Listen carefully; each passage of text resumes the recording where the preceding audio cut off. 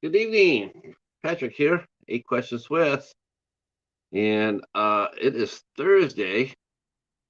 It's the last show of the week. It's the only show of the week. The first, the center, and the last show. But you know what? If I was just gonna have one show on one week like this, I couldn't pick a better guest than to have that show with them with actress Morgan Thompson. Um, so I can't wait to meet her. I've been watching her on some of the other shows that she has done, and she is really, she is exactly how I thought she would be. She's very perky, very talky, very sweet, very smart. Uh, um, and I'm looking forward to talking with her. Um, yeah, it's gonna be a lot of fun. Definitely gonna be a lot of fun. She's got a lot of cool movies coming up that we're gonna be talking about, um, including some of the movies that she did. She did a movie with Donald Farmer. She's doing one right now, Lust, Magic, and the Witch's Sabbath. That's gonna be coming out soon. Um, so we'll be talking about that. We'll be talking about she does a she does cosplay once in a while. She's also a dancer. That seems to be a trend. I've noticed that a lot of young actresses coming up, they're cutting their teeth. Um, they're cutting their teeth as dancers, and so we'll be talking with her about that as well, which is interesting. Um, I really never really thought about it until I read that, and then I thought about that, and I think in a sense, in a very weird, maybe some people might say you're really stretching it, but I don't think so. I don't think so. I think her dancing is actually very helpful to her as an actress. I think that I really do, and it's not the first dancer that we've had on that's also done horror films. Does acting. Not only has Morgan done it, but of course, Jessica Flux has become rather well known for that too. And so we'll be talking to her about that and all things. We may even talk a little bit about ferrets because Morgan has a ferret. So we'll be talking about that. And she's going to be in Shark Exorcist 2, which is really going to be a lot of fun to talk about. All right. Steven is here with us tonight. Let's see. Yeah, she is definitely a very multi-talented person. Um, she is, yeah, that's one thing I will say. She is very talented and very hardworking and very sweet. She's a very sweet young lady, and I can't wait to talk to her. She's very down to earth. She said that I saw her say that she's not a very interesting person, and of course we would have to agree to disagree on that because from what the little bit I've seen, um, I think she's going to be a fantastic person to talk with and talk about horror with. Hmm. Should we do it? Should we flip it? What do you think? Do you think that she'll like Hereditary or no? If I ask her, was Hereditary a movie that she liked or disliked? It's going to be very interesting. Well, I'll have to ask her that. That might be the one question we ask everybody. Did you like Hereditary? I don't know. We'll see. All right. So this is the only show of the week. Due to the fact that we moved one show back till next Monday.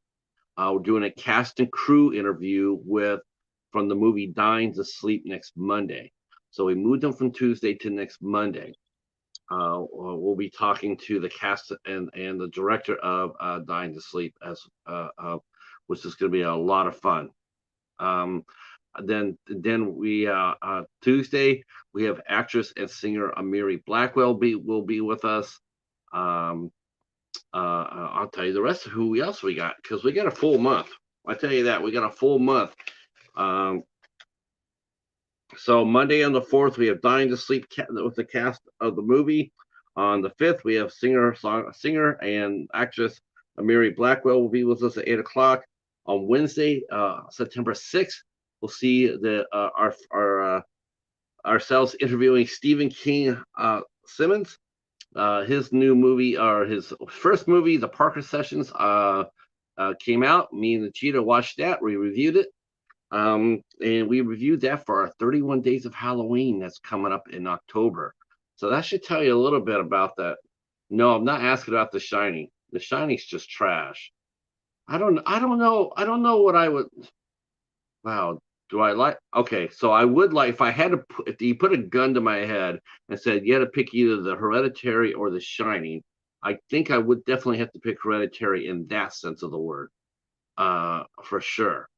Um, yes, I got to get with Nikki. Nikki's pretty busy, and yes, I'm looking forward to seeing Raven Knight Hyde come onto the show. Very much so.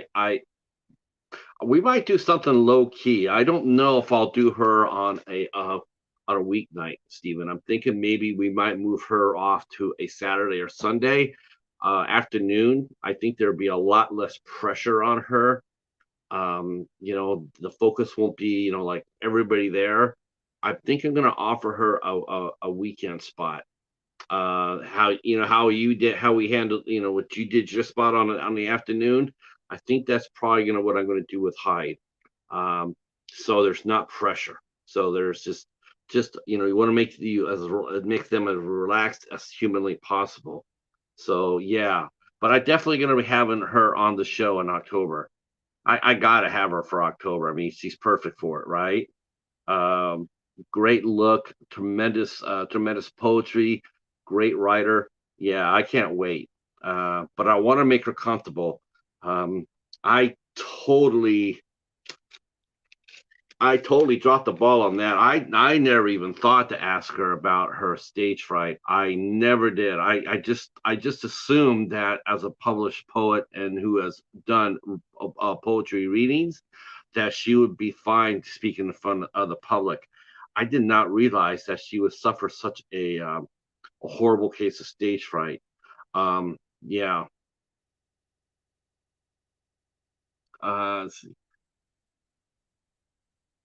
Oh, I would have to see the miniseries. I have not seen that yet. Hopefully I can find a copy of that.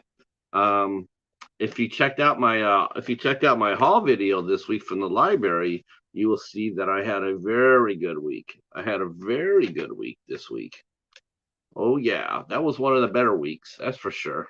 Um, I found the first three seasons of the Game of Thrones on Blu-ray for $1.25 a piece. Yeah, that was a good week. I also got a copy of Warrior with Joel Edgerton and Tom Hardy, which I'll be watching this weekend because that's going to be a banger. Uh, okay, so on the 7th of December next week, so we'll be interviewing I'm very excited for this interview. I'm super psyched. We have a great first week coming out here. I mean, we're swinging for the fences right away. We got Bob Fermatic, who owns and operates 3D Film Archive, and they go around and find movies that were released in 3D back in the 50s and 60s. Those are the ones that are found in the public domain, and they find them, or sometimes even the holders of the film. Sometimes, whoa, the bell just went off. Hold that thought because the bell just knocked. The doorbell rang, and you know what that means. Whenever the doorbell rings, we go get it. So our guest is here, and so let me go ahead and bring her up because we're excited to talk to her, and it sounds like she's excited to talk to us. So let's talk to Morrigan Thompson.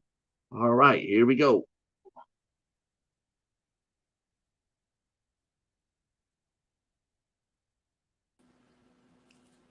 Hi.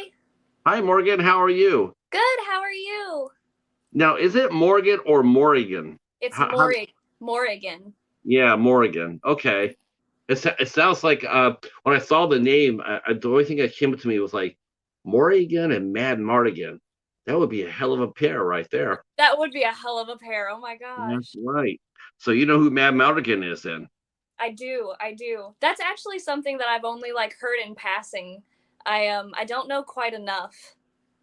Uh, that's one of Val Kilmer's better movies. Willow was really sensational.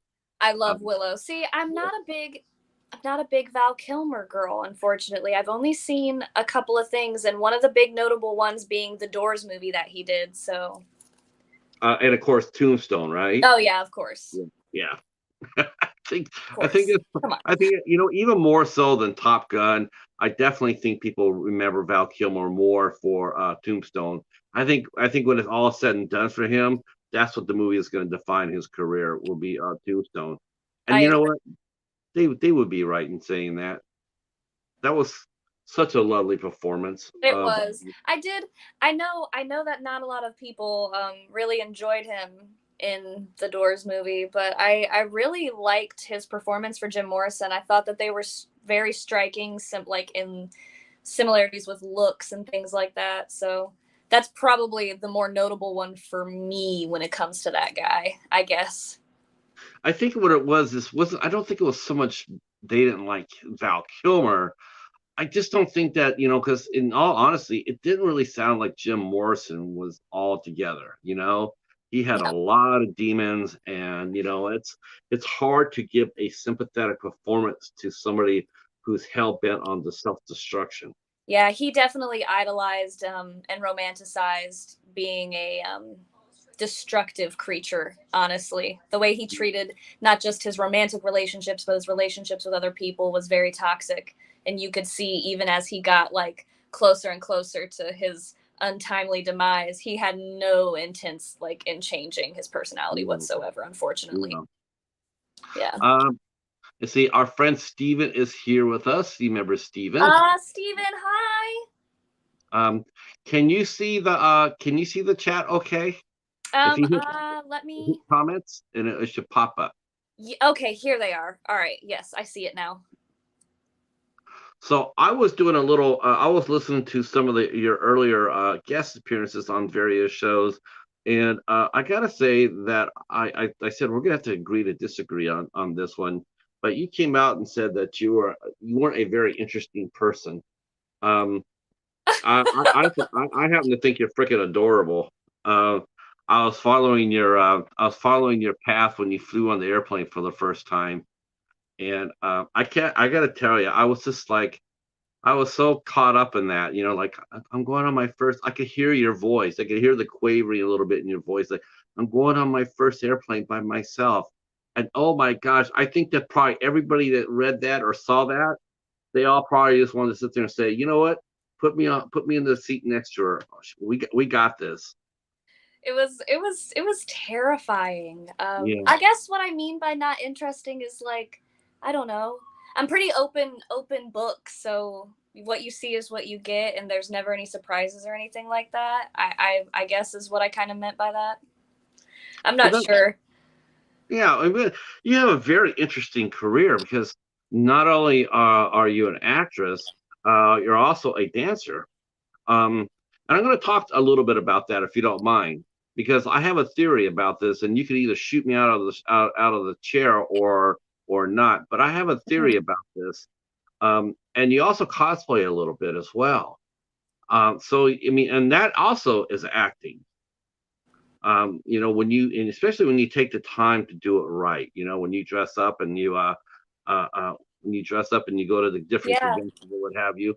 So definitely, a lot of ways to work on your craft and enjoy it at the same time. Um, I know it's gonna be like the most boringest question, and I actually heard it on another spot. I hate to ask this one because it is the most boringest question of all. But well, let's talk a little bit about your upbringing. You are another Ohio. You're based in Ohio. Were you born and raised in Ohio? Yeah, I was born and raised in Johnsville, Ohio. So let's just put this over yet again to everybody. Ohio is this fire. What's up with what is in the water in Ohio? I have talked to so many talented artists from your state. It's ridiculous. You would think that it's not Hollywood, it's Ohio. That seems to be having it's just so many great actors and so many great producers and directors, films being made there. What do you think it is? I think it stems from there not being anything to do around here, you know, and people are getting freaking bored. We're like, what else is there to do other than like make awesome movies? We have all of these creepy places with all of this like old haunted history. Like, it's the perfect place to kind of really get the vibe for this sort of thing. And we have a lot of haunted houses too. And we have Robert Kurtzman. Rob's been running his haunt out of here, like out of Ohio for years. So, I mean, there's a lot of deep rooted film stuff here in Ohio. Like Shawshank Redemption was filmed here. I worked at the prison that it was filmed out of for probably 4 years of my haunting career. There's a lot. Yeah, there are a lot. There's a lot of haunted jails too. I talked to actress Debbie Scalata, Oh, I who love Debbie. She's such a isn't, sweetheart. isn't she?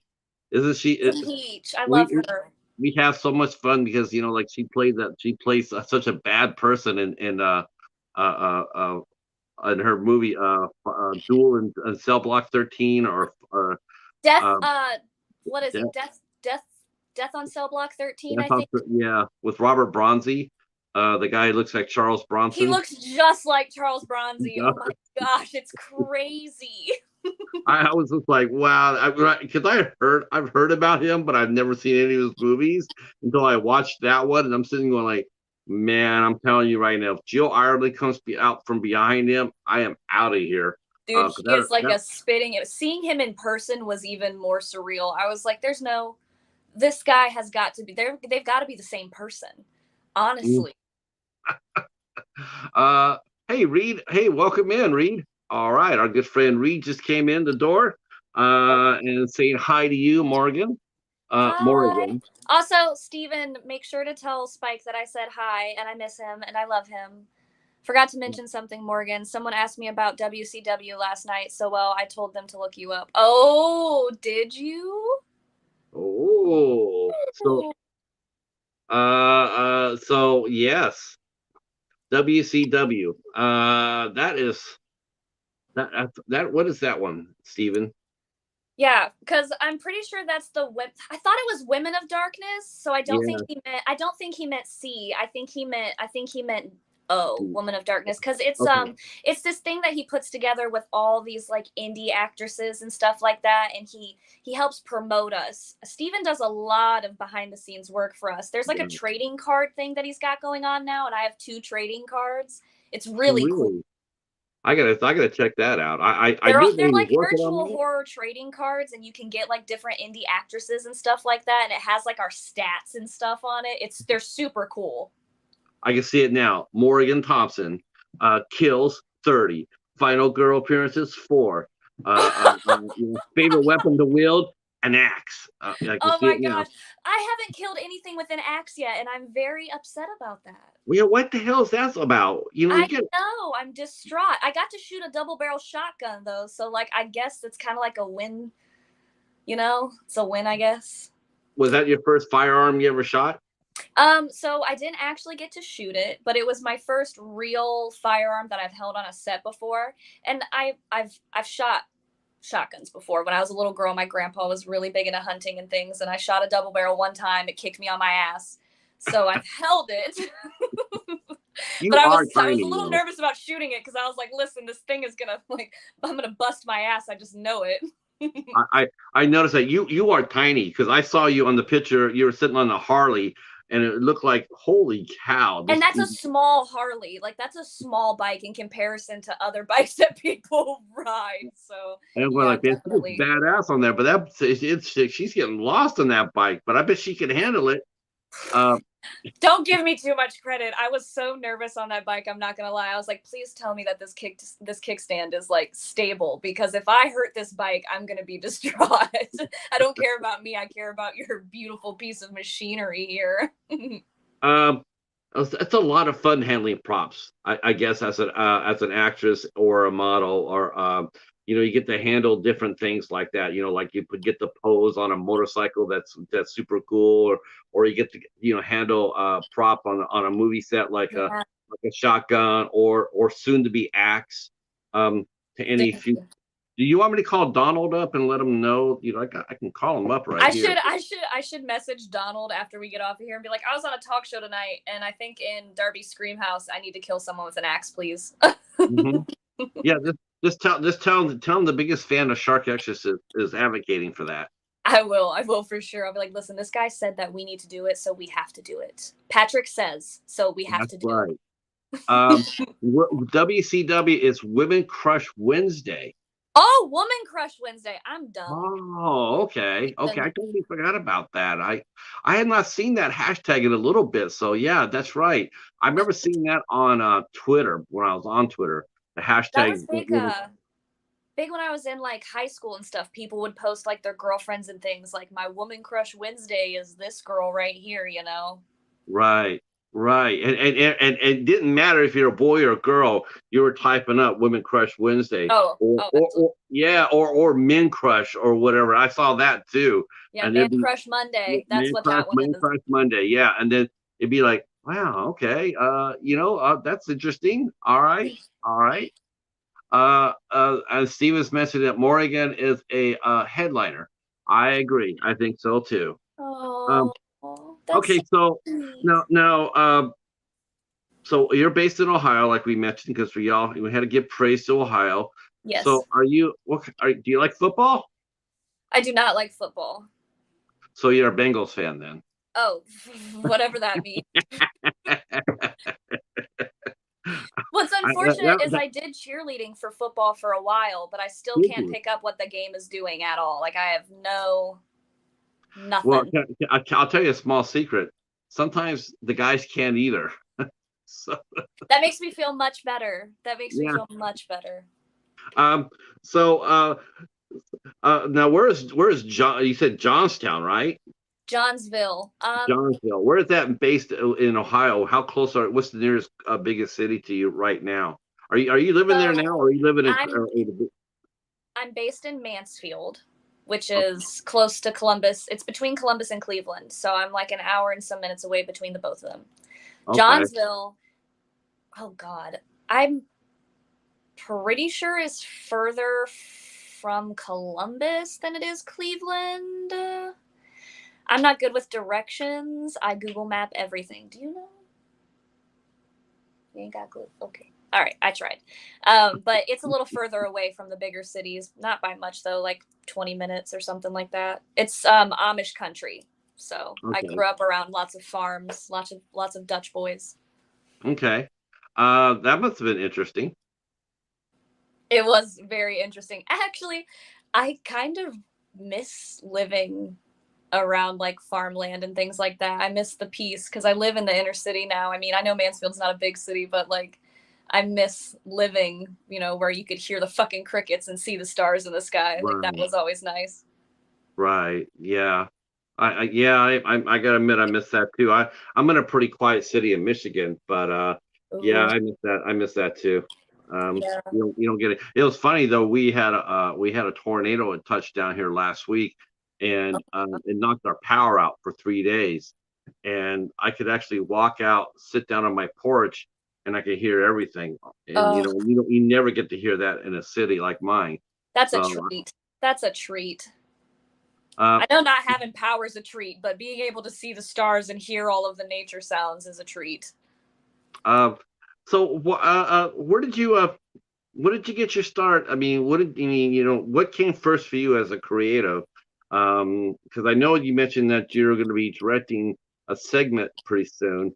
So I believe you mentioned you also wrote it for a part of anthology, right? Yes. So what was that your first creative outlet? Was writing when you were growing up? Was that the first thing you experienced as a creative? Was keeping a journal or a diary or what have you? I would say writing is for sure my first creative outlet. I kept lots of journals, but so there's a story I have from being a little girl. I've always been obsessed with like the paranormal and cryptids, and I've always loved monsters, because I connected with them the most.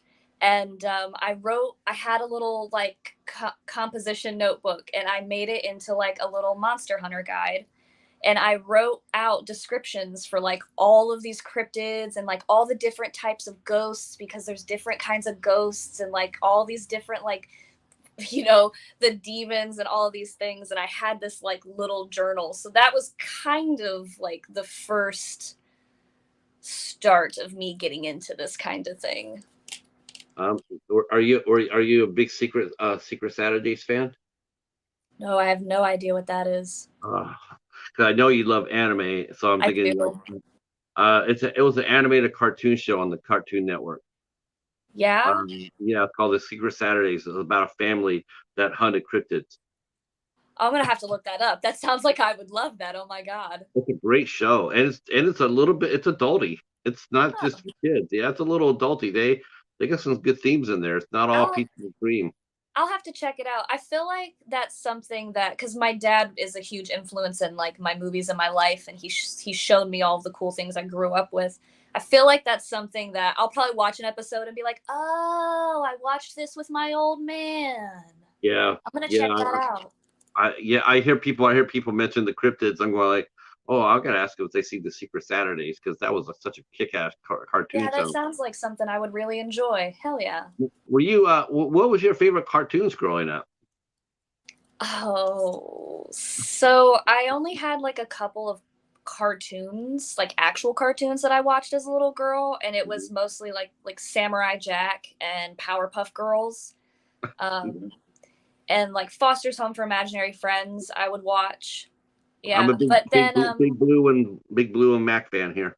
oh, I love Big Blue. He's the best. But I mostly watched anime. That was my cartoons growing up, because my dad is a huge like he's a huge fan of Japanese culture, and he's a huge fan of anime, and he's been watching that since he was a little kid. So my like everyday cartoons were Dragon Ball, Yu Yu Hakusho, Inuyasha. I watched things like Big O. Right.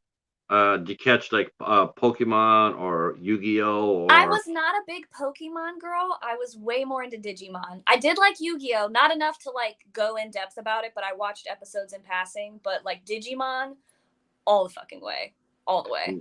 and the Last Airbender? I didn't really watch a lot of Avatar. My mom was into it, but I never really got into it. You know the one I couldn't get into at all. I mean, at all. So I grew up like a Gundam fan and a Robotech fan. Space Battleship Yamato. Uh, but the one I just could not handle, I still can't. I can't stand Dragon Ball Z. Oh yeah. No, just hell no. Uh, just oh my God. I tried, Morgan. I tried. I sit there and I sit there and like, oh my God. Every time they get knocked down, they gotta grab something out of that ass, don't they, to power up, you know? It's just like, Oh my god, that's amazing. I've never heard anyone say that.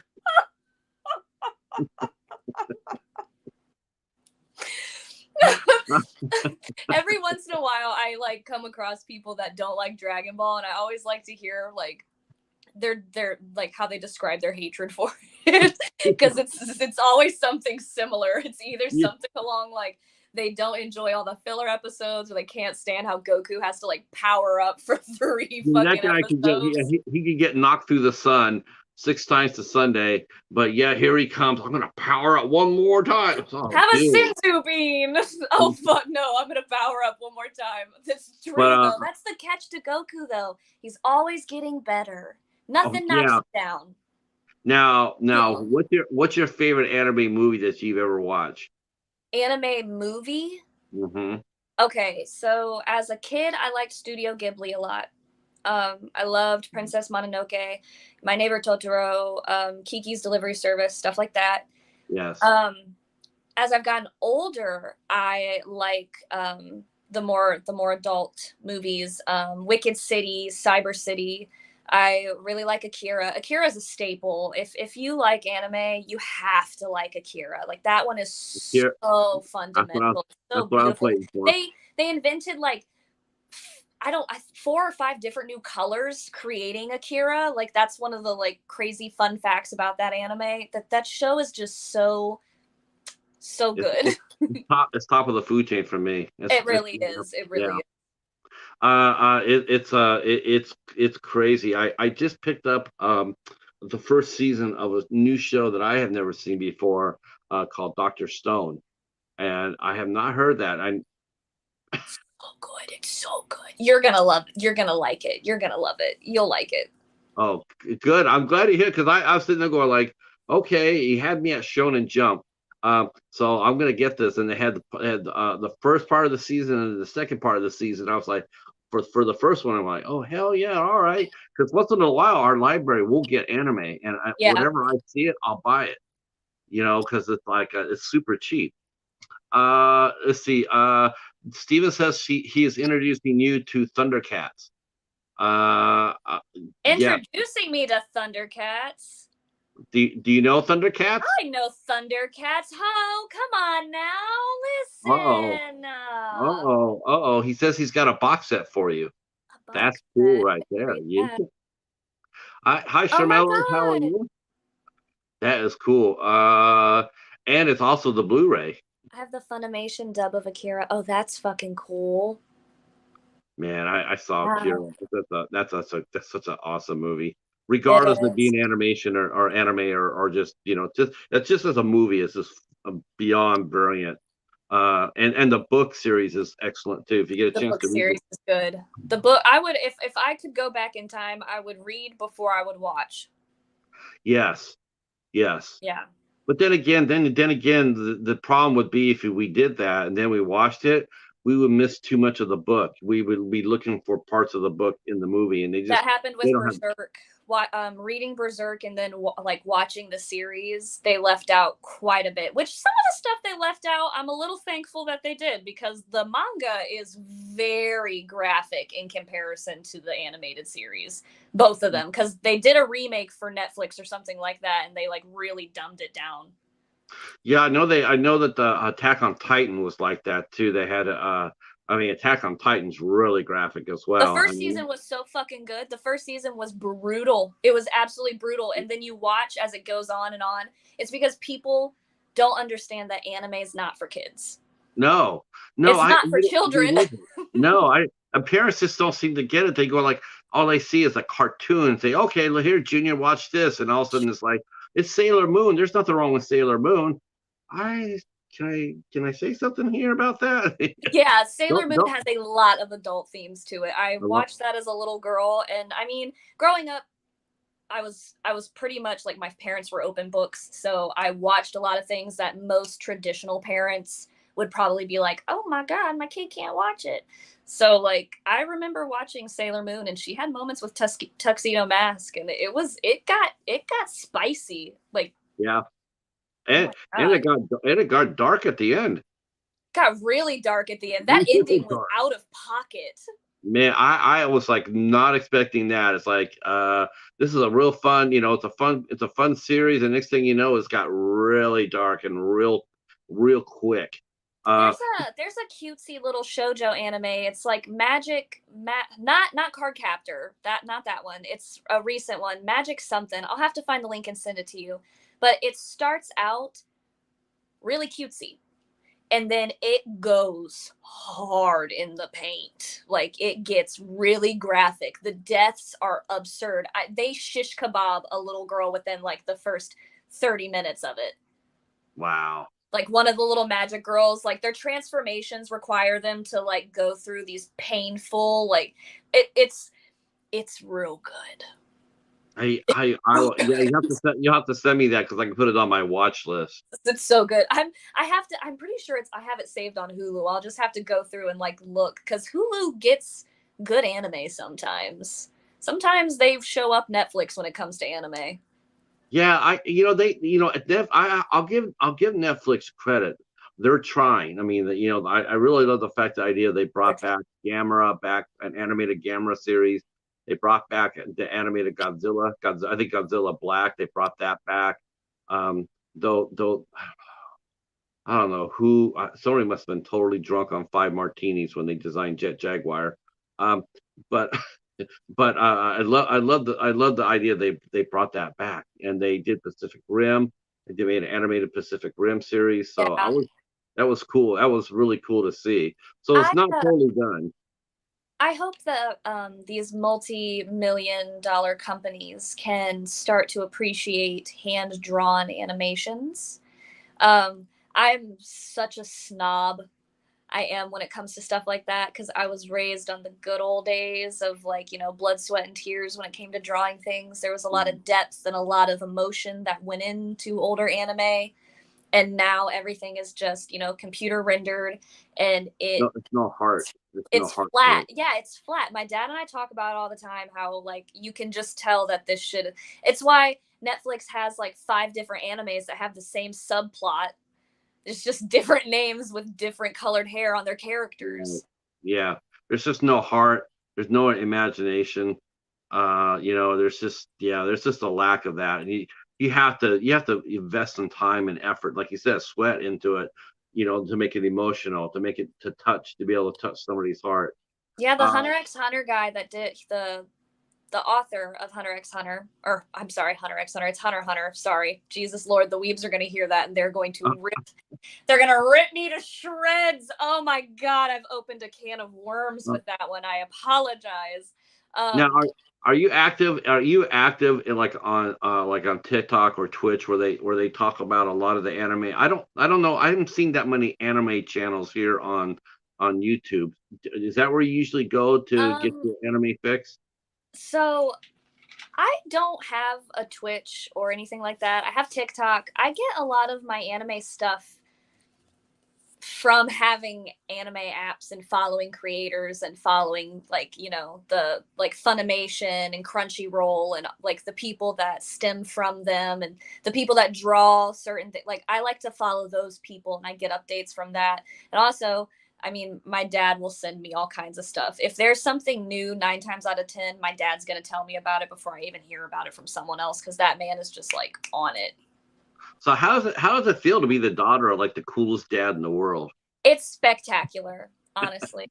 Yeah, and he's gonna see this, and he's an Aquarius, so his head is gonna like just inflate times 10. Oh, I just know it. He's gonna be like, but you know "I what? am Brad. But you I know know what though? I am." But he has earned it, so we can't take that away from him. I No, mean, he's very cool. I attribute like my mom is very cool as well. I get a lot of like my mental stimulation things from my mother. Like I'm very into psychology. I love like horror literature and things like that. But a lot of like the movies and the anime and things that comes from my dad. My music and stuff like that all comes from my old man. and what about the love of serial killer? That comes from my mom. Yeah, My I've been. mom was really big into like Jack the Ripper and stuff when I was a little girl. She went to school for like college for psychology. She has a degree in psychology. So that fascination with those brains comes from her. Steven has mentioned this. I have to agree with this. Akira has one of the best taglines. Neo Tokyo is set to explode. I agree. That is one of. I I agree. say that line. I say that line a lot. I love that. I love that tagline. Just Yeah. everything about that movie was so well thought out and well done. The promotion, everything, the release, just all of it was so good. I got to see it for the first time. I got to see it for the first time by myself at a midnight showing. It was their first week, and no one really knew about it. And so I got to see it by myself for the first time while sitting in the theater. The next week, when I went over to see it, the theater was packed. It was like, oh, everybody discovered it, and I was like, oh, okay, well, But I got to see it by myself.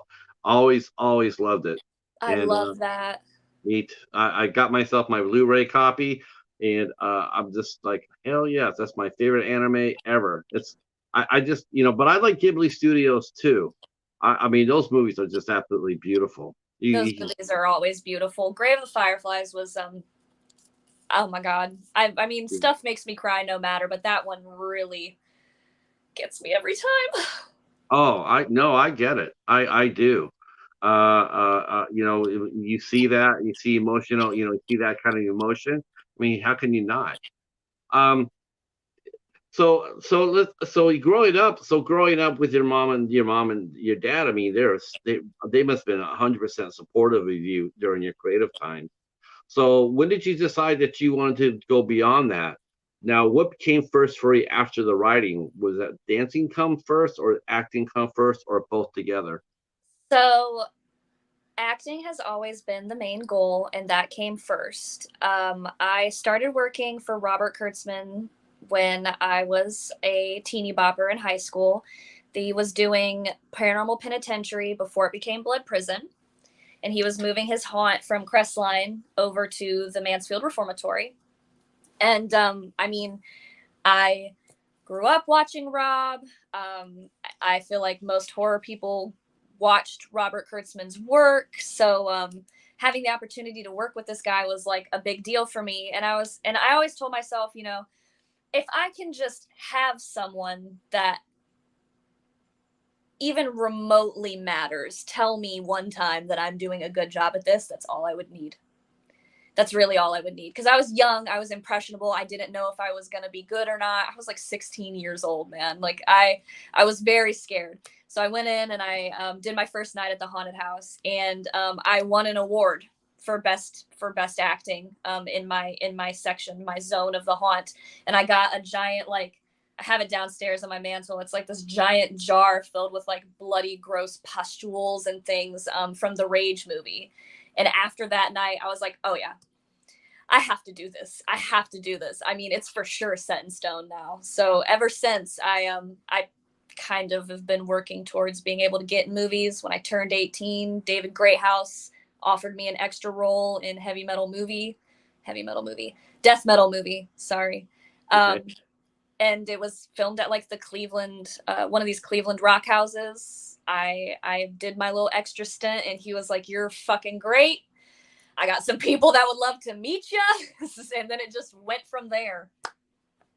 So did you end up taking any acting classes when you're after this? I mean, or it seems to me like you pretty much have learned on the job for your career. I do. I have this thing where now, because I've gotten to the point where I'm able to be in the presence of great actors, I watch. I like to watch. I mean, I'll probably take a couple of classes in the future just to try to get better at emoting certain things like sadness and teaching myself how to cry on cue and things like that. Um, but I just like to watch, because that's how I learned how to act in general. Was I just always sat in my room and I watched scary movies day in and day out. I'd go to school, I'd come home, I'd watch scary movies. I watched Evil Dead so much that I reenacted Linda coming out of the grave in my living room as a little girl. Like I just like to, I watch and I mimic and I pick up things that I enjoy and that I think look good and look realistic towards the situation. And then I apply those things to whatever I'm doing. Now, what was the first movie that actually scared you?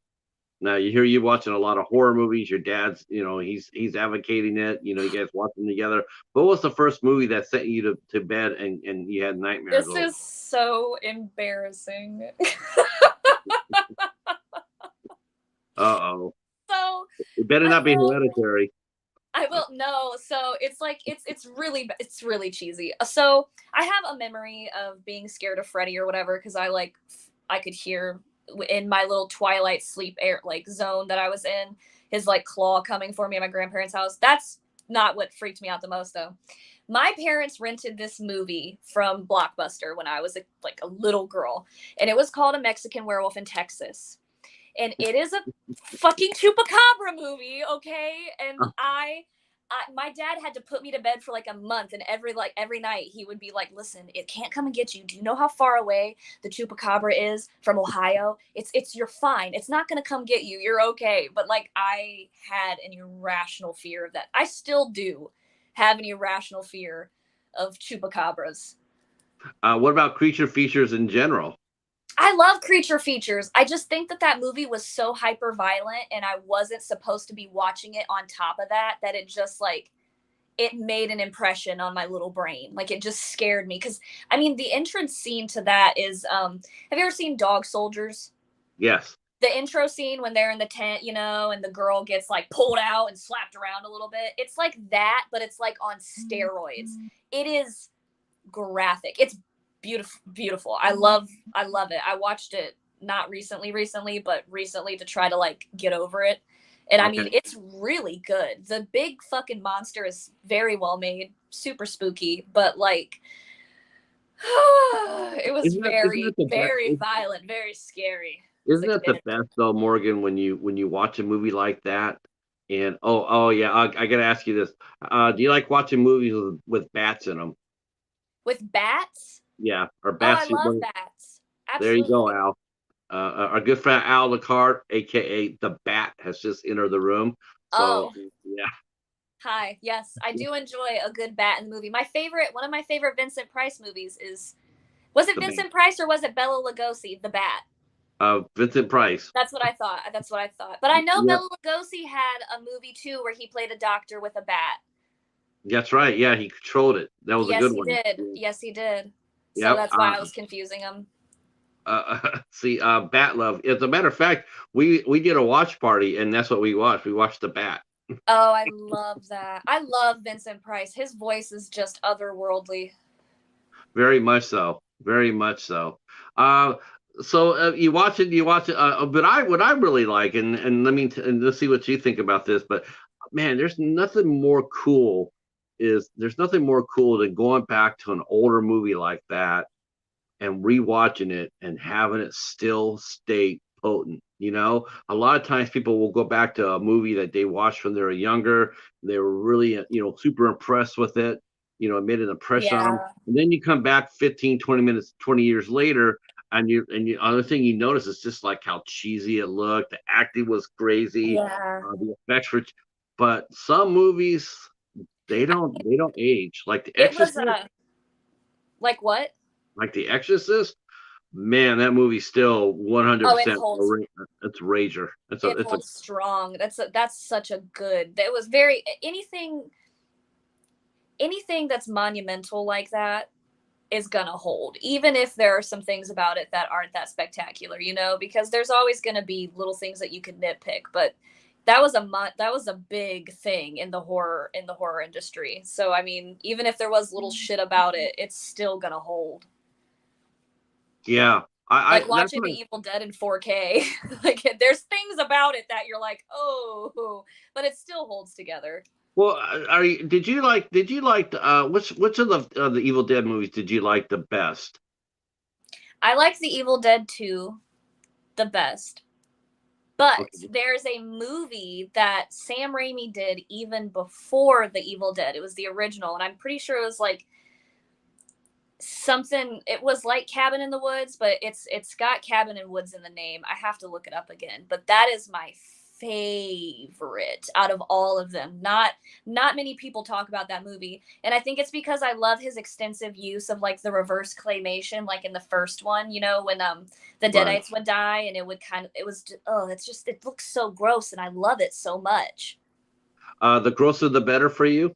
I am a gore whore, and I do enjoy nasty, nasty things. I think if you can make my tummy queasy, you've accomplished something, because not much makes me uneasy anymore. Yeah, you know what? I sort of miss that though. I love when I watch a movie and it still affects me. Yeah. I Uh, I do I do like that feeling. That's why certain movies have a special place in my heart, cuz like it makes me sick to my stomach to watch it, and I'm like, that's how you know you did a good job. You did yeah, good. I just recently watched one called The Glass Table that had me hitting the bathroom. Yeah? Oh, I'll have to that's watch that. Cuz I I don't know, do but I enjoy a honestly, grotesque movie. honestly, I love martyrs. I handle the human centipede. I love the human centipede. Um, uh, So but good. man, the glass table though, I don't know, man. That was just that's such a fucked up movie. It really is fucked up. It's I mean, I can't. when you put it next to Human Centipede and you say it's a fucked up movie, I'm like, oh, are we like, what are we getting into here? Are we talking like some Serbian film gross? What are we talking? Yeah, yeah, Oh, yeah, but God, I'm darker, gonna check that out for but sure. darker because it actually is. It actually seems more realistic. You know, Serbian film was over the top bad, Yeah. gory, Yeah. but the Glass Table, it was too much reality. It was like you could Hyper see that. realism really gets it. There's a movie that I watch that's not very. I don't watch it often, but I've watched it enough. It's called Megan. Megan went missing. Megan's gone Yeah, missing. Megan is missing. yes. I've been Um, looking for that. you can watch it on YouTube. It's on Oh, YouTube. Um, oh, okay. I feel I feel like that movie is it's not gory, but it's unsettling. Yeah. It's I've very heard unsettling. I've heard about that movie. I It's heard it's just so like, real looking. It makes you feel like it's like when people watch Cannibal Holocaust and Cannibal Ferox and stuff, and like they had Ruggero Deodato in in the courtroom, and they were like, so we need you to present your people and let us know that this wasn't actually a snuff film, because like this is way too real. I felt the same way when I saw I Spit on Your Grave. Oh my God. I was the only first time I watched it too, and I'm going like that. This seems so real, and it The lasted so long, and it's just like, yeah, I'm checking out of this one. the original I Spit on Your Grave was not nearly as hyper realistic as its remake counterparts. The first one seemed a little more tolerable for me, but maybe that's because it was older, kind of like Last House on Yeah, the Left. But the remakes, I haven't seen the last two of them because I tapped out. I I find tapped out too. I am I have a love hate relationship with it because I like so many movies like Ichi the Killer and stuff like that. Takashi Mike, he makes so many good like horror movies, and they do involve essay, and my brain kind of like pushes that out, and I don't really like register it. I can get through it, but there's just something about movies that are based solely around the degradation of a woman and then only giving her 15 minutes of fucking revenge. Like yeah. Preach it. just say you wanted to make Preach. an R movie and get away with it and be done with it. I can tell what you were doing with this, and it's not fucking cool. Like, No, ew. no. I'm so with you about that. It's the very same thing I thought when I watched the first time I watched I Spit on Your Grave. It's like, wow, they had like 30 to 40 minutes seemed like just absolutely destroying this woman, and yet her revenge took maybe like 10 minutes. Yeah, And it's and like, like I no, don't care how brutal I the want deaths another for the 40 men minutes were. with her. I want to It's see. Go ahead. I don't care how like brutal the deaths of the men were the like last 15 minutes of the film. That doesn't negate the fact that they just spent 50 minutes showing the most horrendous shit being done to this woman. Like, I know exactly what clientele and what people are buying this film. And they're not buying it because it's an art piece. They're buying it No. because it's basically pornography to them. Yeah, And I'm that not vibing that with was probably that was the I think that movie actually probably coined that term, torture porn. I mean, yeah. either that film or maybe I that Last House on the Left. I mean, when I Um, think of torture porn, I think of the Saw movies, but I also think of shit like The Last House on the Left and I Spit on Your Grave, because it it is essentially pornography. yeah, That's what it is. I'm with you. I watched it for the first time when I was 18. I never watched it again. Um, I interviewed Jamie Bernadette. I did an interview with her, and Wow. she did the direct sequel to it. Yeah. Um, I didn't ask her a single question about it. I'm Didn't sure talk that about that it at movie all. is probably traumatic for her to do. Some people, Oh, that shit doesn't rest easy with their souls. she's a method actress, so yes, That's why I won't do it. I've been asked to do sexual assault scenes and stuff like that, and I'm like, do you guys understand that I have to go to that place to do this because I don't have acting classes. I'm not someone that like I have to just get into this. I have to get into the headspace of my character. I'm not doing that. I've had enough throughout my lifetime. I don't need to reenact it. It's not for me. hmm I think it's unnecessary. If you really need essay to be in your script, you could literally do it implied. yes, You and can imply that shit implied 1000%. implied is hold on here for a second. Add you to what, Jennifer? I'm sort of lost. Please add you where? Um,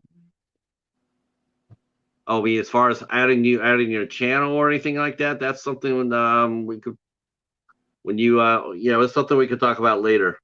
Uh, but yeah, so let's talk a little bit about that. So what was your first movie that you did? I mean, you did your haunts first, and then you went ahead and got what was your first movie role that you were asked to do, The or first did movie you? I ever did was a short silent film called Apartment 49, directed by a college student named Bryn Ladner, and her and I are still close, and I loved it.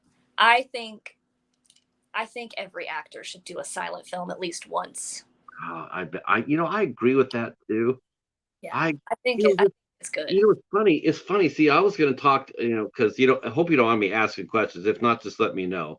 You're But fine. you're also a dancer too.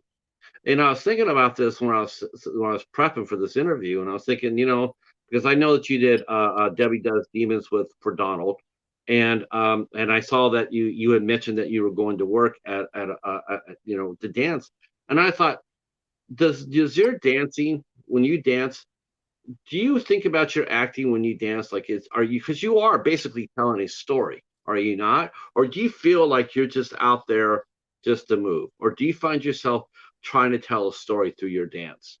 I When I was younger, and for because I've been dancing for about 6 years now. When I was younger, I found myself doing more of a storytelling. Um, but that's because I had just started in the job in the career industry, and it like hadn't eaten away at my soul. Now when I go and I do things, I'm just genuinely me. There are still some aspects about my dancer persona that are very much so acting.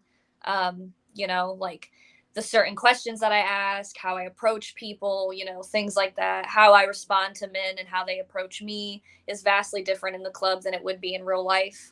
So it is acting, but I kind of pride myself in not putting on too much of a facade when I'm at work, because like I've found that people enjoy reality way more than they do the phony when it comes to talking. Maybe it's just with me though. I'm not sure. Um, okay, I wanted to get that out of the way. I wanted to ask you about that. So your first movie was a silent film, Hmm. and I mean, that must have been just unique as hell. I mean, what did you feel like the first time you saw yourself on the big screen? Well, I didn't get to see myself on a big screen, but seeing myself through like when the filming, editing was done and all that stuff, um, it was really exciting. I felt surreal, but it didn't feel real. If that like it didn't, it was like a dream. Honestly, seeing myself like that, I didn't have any dialogue or anything to go off of. It was just purely like emotion based. So I don't think I had a full like run through with the emotions that come with seeing yourself in a movie until later on, when I had like more lines and I actually saw myself really getting out there and going for it. Uh, yeah, I could see that. I could. I mean, but still, I mean, if you go back there and you rewatch it, I mean, I'm sure you're able to. I mean, silent film. I mean, when it's done right, wow, you really don't need words. Even today, if you did a silent film, I don't necessarily think you need to put words in there. I mean, an actor can show off their emotions. They can show off the various range of emotions and feelings, and what their character is doing, where they come from, where they are going.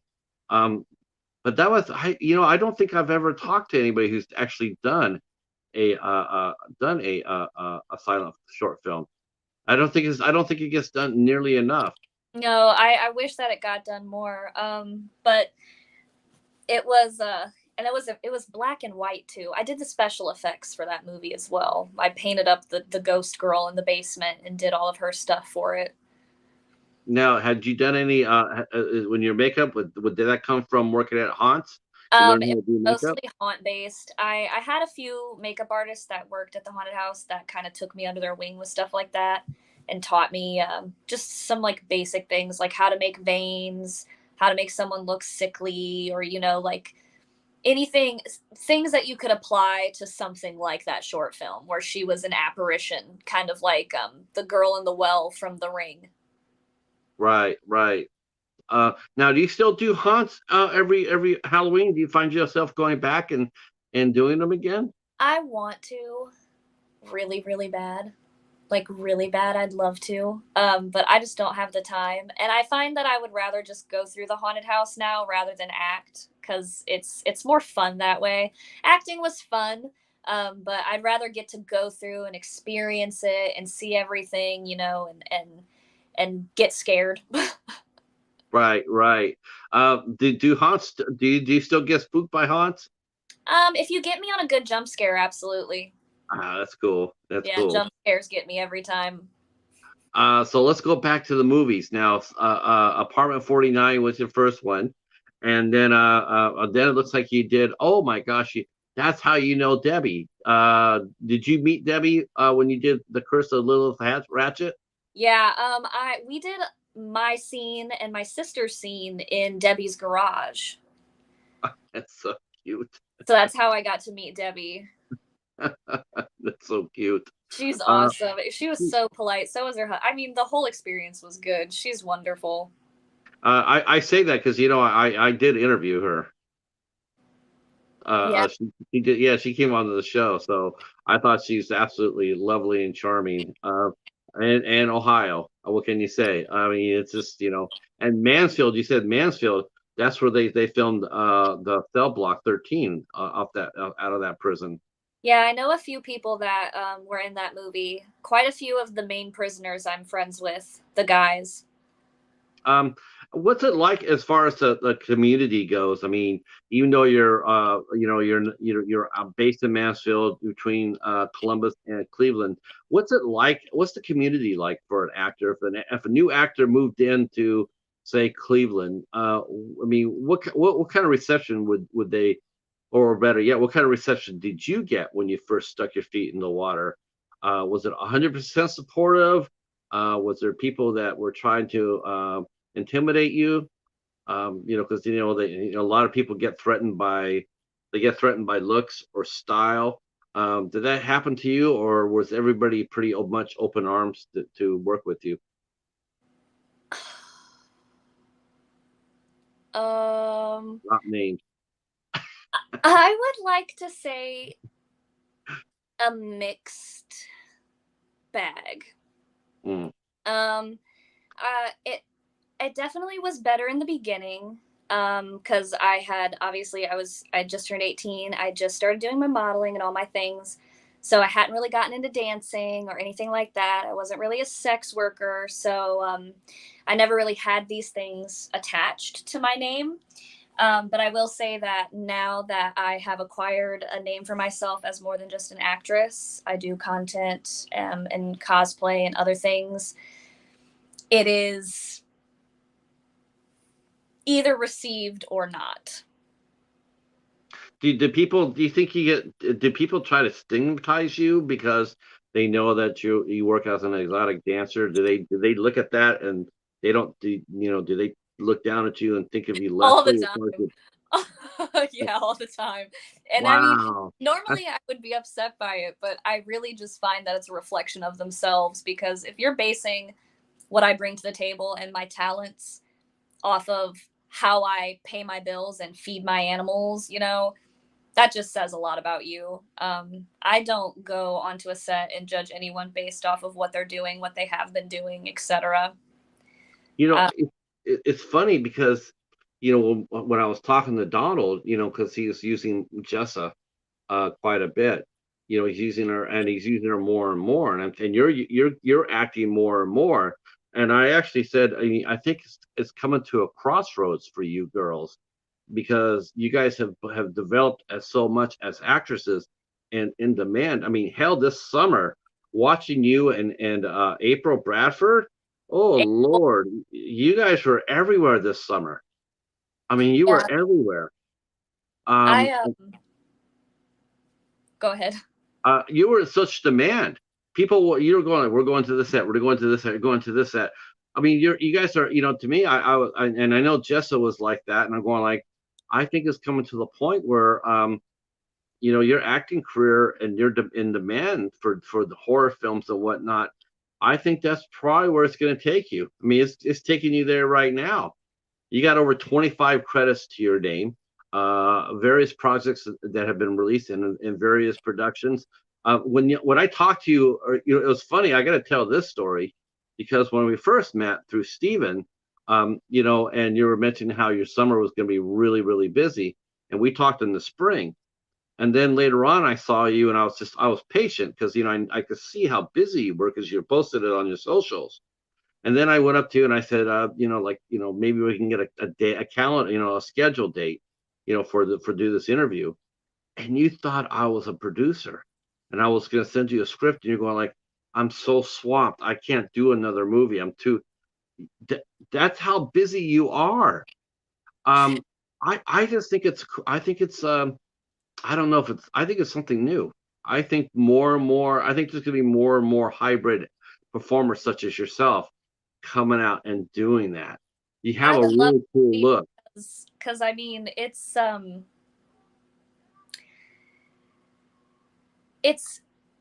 not unheard of, it's just not talked about. Typically when women do what we do, they keep it in the shadows. Like women paying for law school or women doing it to get through nursing school or what have you. They're not usually very open about it. And I find now that we're women in 2023 are less ashamed of the fact that we do what we need to do to put food on our tables and to make money. And we're good at what we do. And that's why we do it. We know that we're solid. This is a for sure like thing that we're good at, is entertaining people, making people laugh, making people smile. However it is that you're doing it, we're good at it and we're not ashamed of it.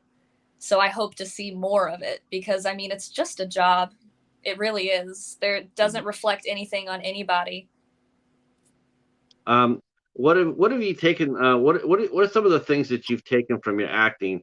Have you taken anything that you learned from your acting, and have you applied it to your real life? What are three things that you've learned from being an actress? Patience. And I don't have it. Really? Yes. Oh my Patience God! is something that yeah. Please Wow. please relax over here. Please. What? Please calm down. I know you're laughing because I said patience. He's trying not to die next to me. I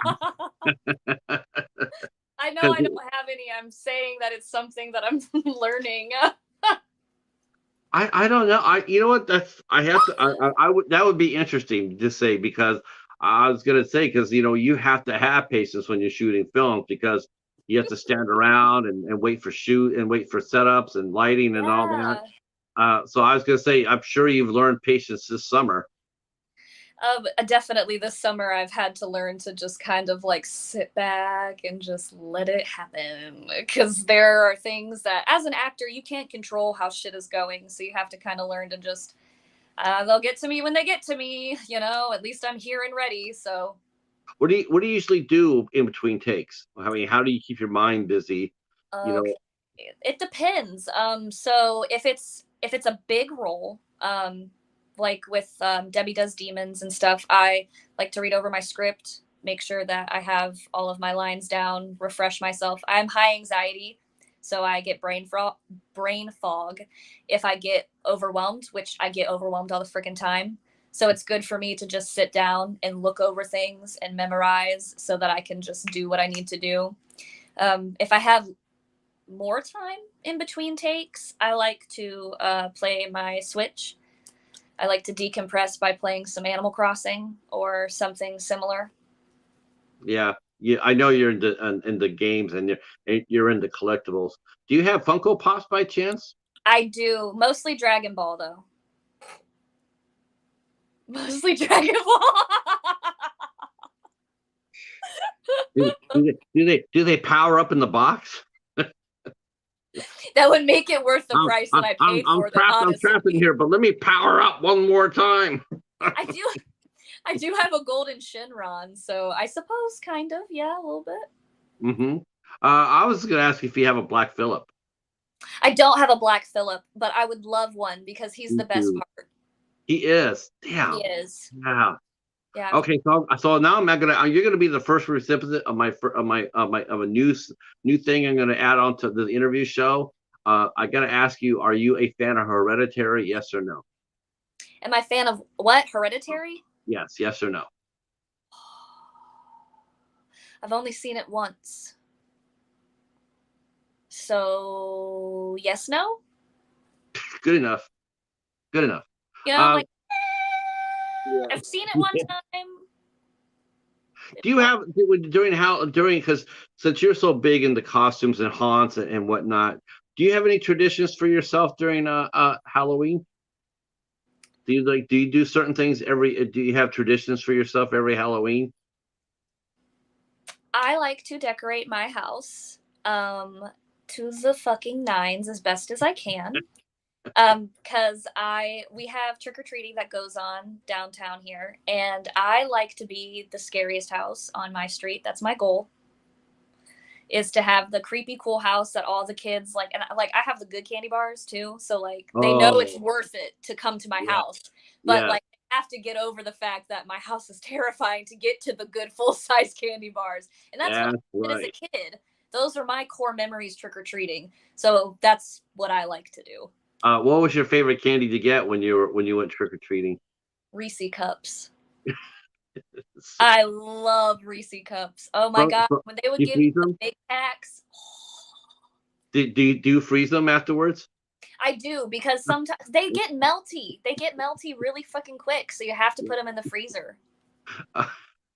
Uh, yeah, this is so cool. What was your favorite Halloween costume that you dressed up in? What do you usually dress up as every Halloween? Do you change it up or I you change it up. I change it up every year.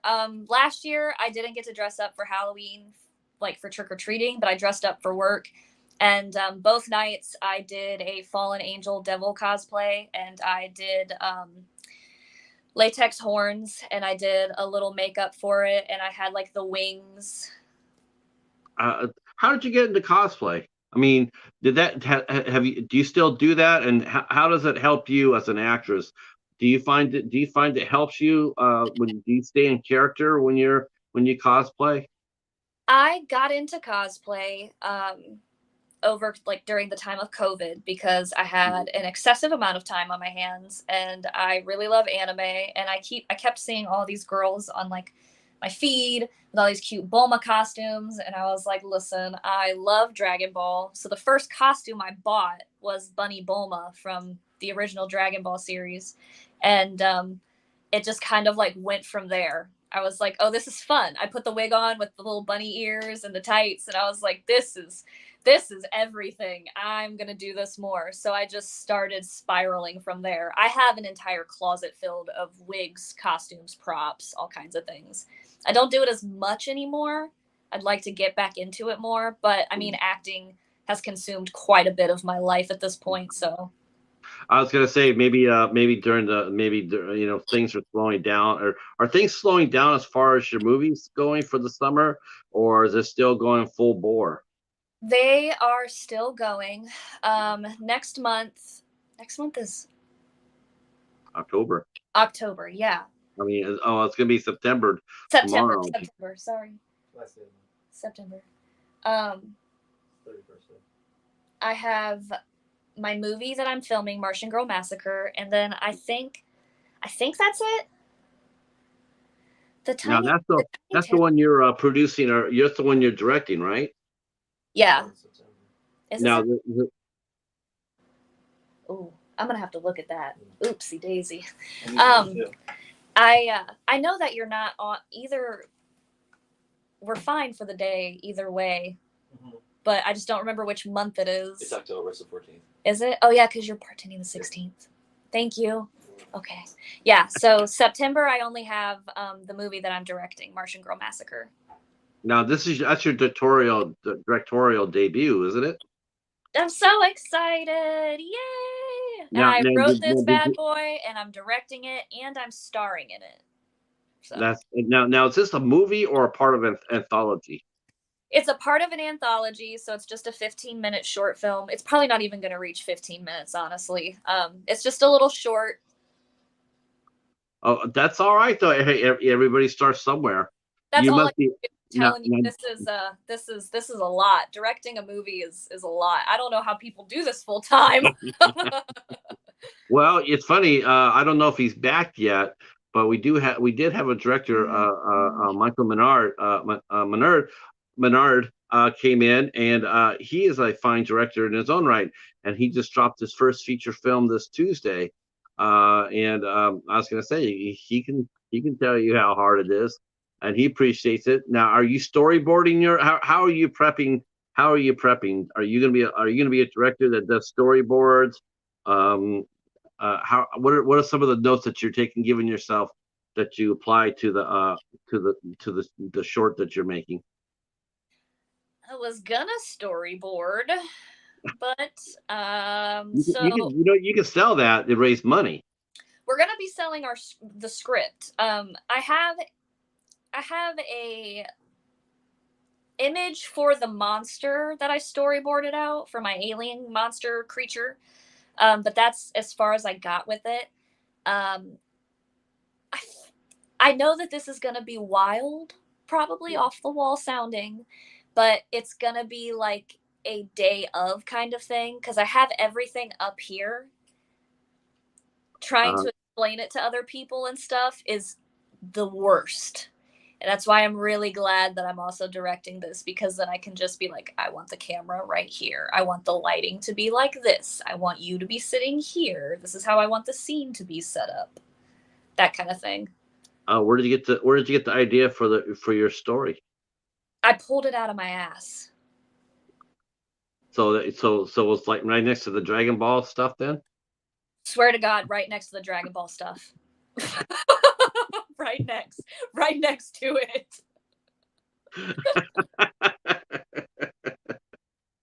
Uh, so I'm excited to see it. I'm also excited to see I saw the trailer for Lust, Magic, and the Witch's Sabbath. That looks to be pretty fun.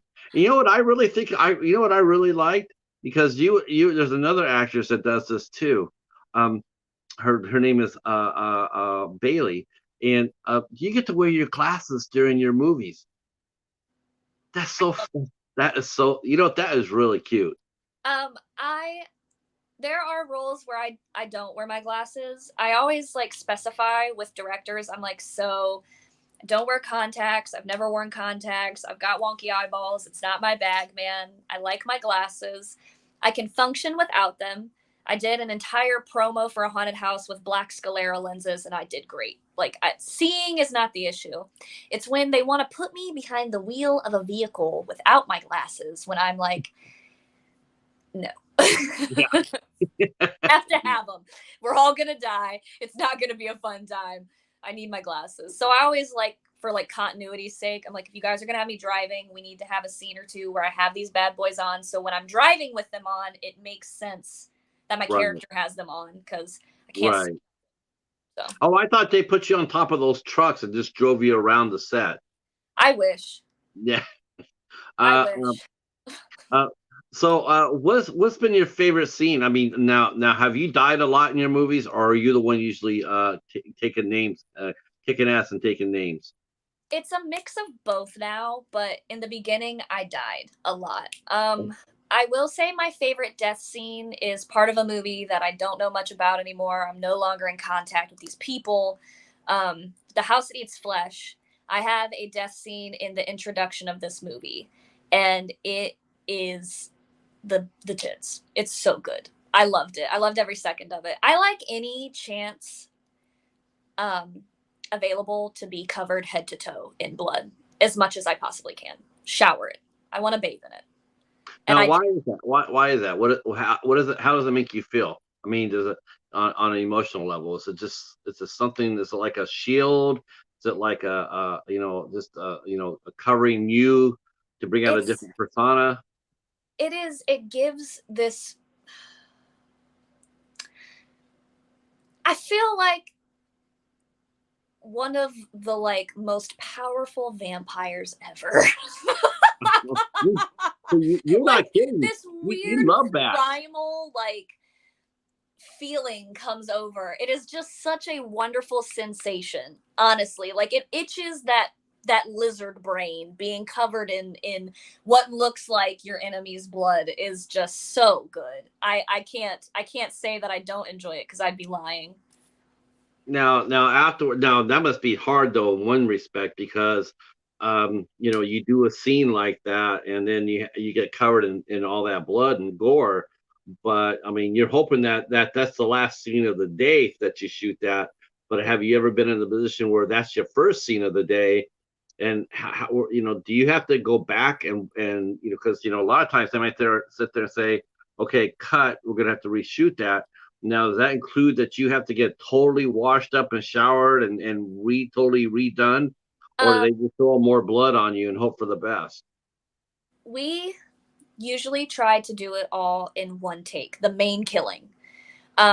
I like to try to do everything in one take when it comes to that stuff because while it is fun, it is also extremely uncomfortable at times.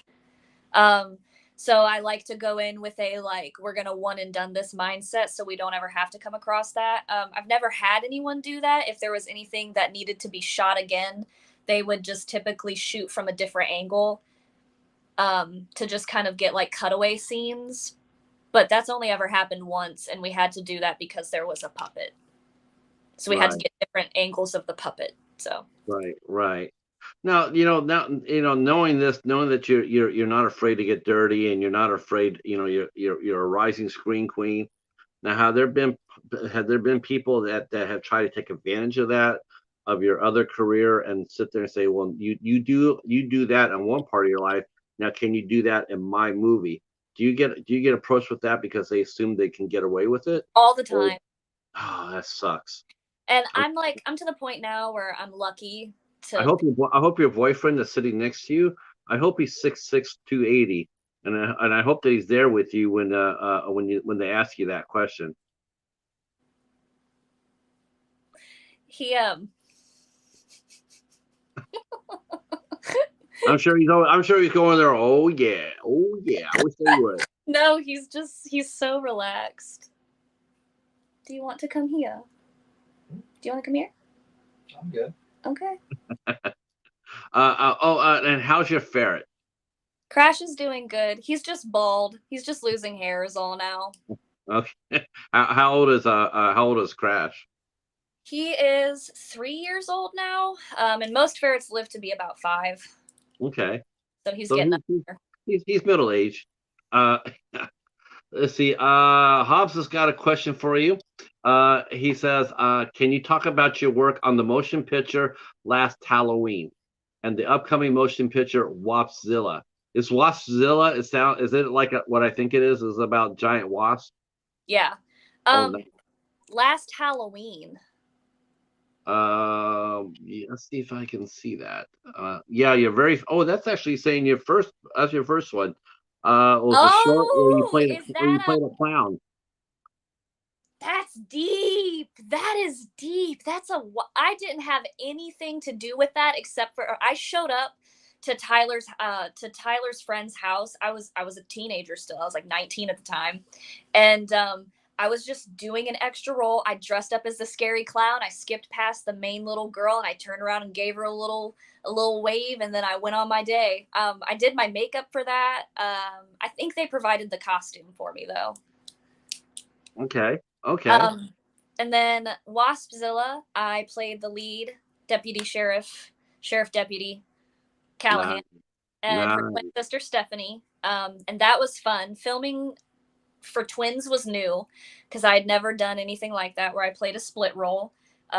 Aside from like the little bit of good Ash, bad Ash that I did in the little Friday the 13th, The Awakening short, I'd never done anything like that. So it was interesting to have to like memorize dialogue for myself for two different people in the same movie, and going back and forth was wild. We got. Well, you know what? If we're gonna take a look at that, because I want to see who directed that movie. The Last Halloween. No, Waspville. Oh, Waspville. Brad Thomason. Wow, give hats off to him because he definitely had confidence in your ability. He did. He put a lot of faith, and he's talking about doing another movie with me here soon. I enjoyed doing stuff with him. He creates a set environment that's very fun and relaxed, and you can have a good time. And that is what, while I do enjoy serious roles and I enjoy acting and all that stuff, I also enjoy a good, like, have fun and be goofy set. And he provides an environment where you can do that. Like, the quality of the film is still there, it's wonderful, but you can tell that Angel and I just had a really good time doing it. Oh, Angel's amazing. Oh God, Angel, that girl can emote her little face off. it's funny. We had her on. Let me go to the chat real quick. I gotta say this because there's a lot of people just came in. Our good friend Hobbs Horror is here, and my good friend Danny, who I was trying to get up here and co-host this show with me because he is a huge fan of your work. And he said, in fact, that's what he even said. He said Morrigan is nothing short of amazing. So he is a huge, huge fan of yours. And then Atomic Blast Productions. Is that? Oh, that's from Waspzilla. Yep, that's Uh, Brad's production company. Brad. Well, you know what? Hats off to you, sir, for having a confidence in Morgan's ability to play two people. That's a really hard thing to do. That's a real challenge to any actor. I don't care who they are. Yeah, To play two roles, the twins like that. That you have to have a lot of confidence in your actors to pull that off. That's hard.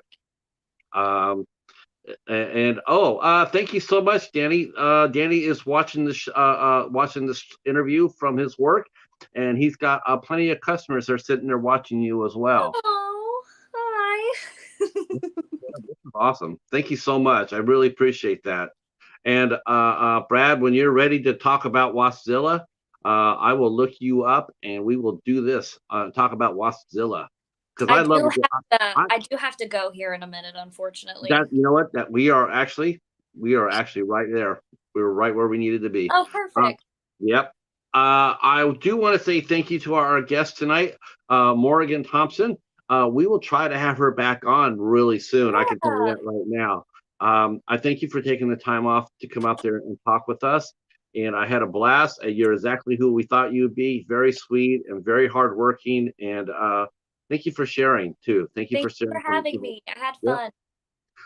I have all your socials down below, and I appreciate it. And if you guys go by and take a look at and join Morgan's Army, we have her Instagram page, and if you want to see what she's doing, she has a movie database page. Is there any other social that we should know about that we could put on, let people know about you? Nope, I have all of my links are in my bios of my Facebook, Instagram, and Twitter, so everything else that you guys might want to see is all available there.